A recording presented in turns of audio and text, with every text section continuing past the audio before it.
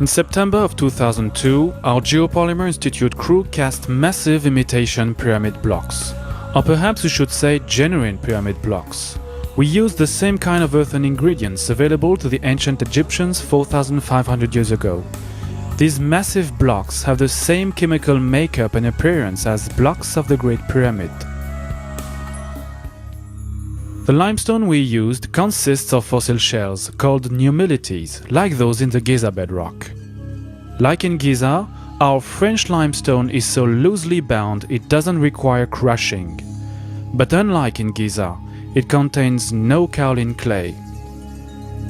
We heap the cement additives, lime, natron and kaolin clay, near the limestone.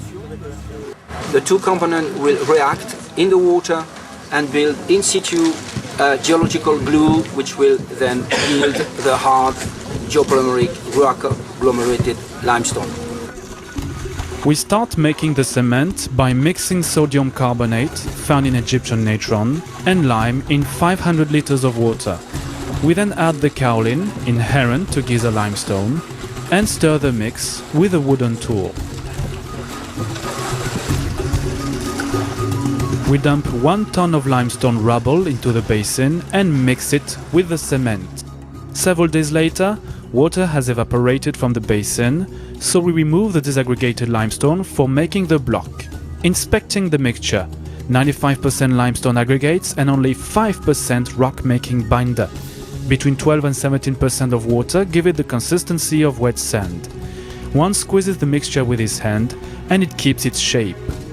This batch will quickly gain strength.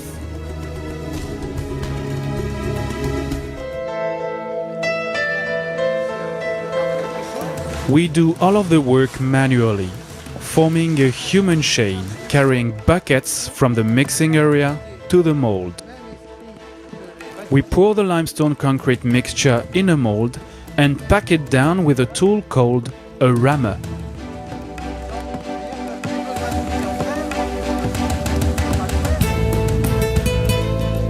Compacting the material requires little effort.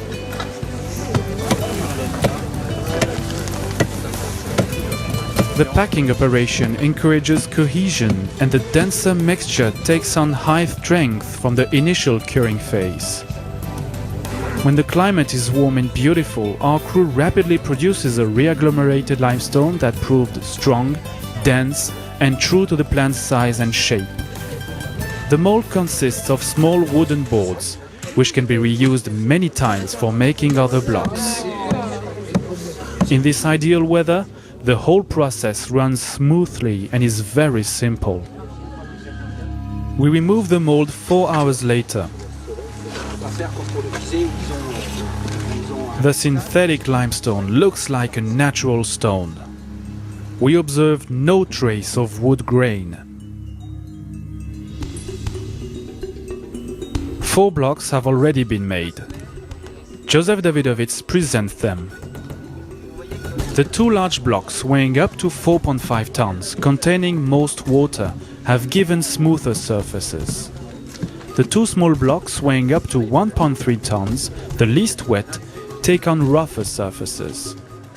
When you look at the stones of the pyramid, this is what you see. You see either smooth blocks or very crude blocks. And we have replicated all these surfaces just by varying the amount of water, which depends on the climate, which depends on the weather. Joints between blocks are also perfect.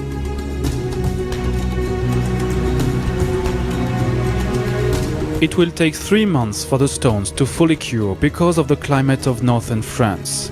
In 4,000 years, will future archaeologists insist that our imitation pyramid stones are natural limestone?